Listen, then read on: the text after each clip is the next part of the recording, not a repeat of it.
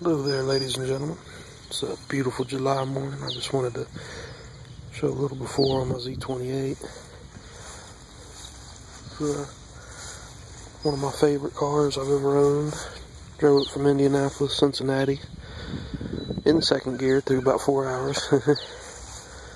But a really cool hood, ghosted flames, Black Widow hood, 4-wheel disc, LT1. Dreaded 4L60E, that's its only problem. Doesn't work. Like I said, second gear. Got it that way for a reason. But I love the car. Pulls the 90 real hard. Just like 2 gear shifts, it's already there. Maybe about 2.5. Third gear finally works. Maybe it decides to.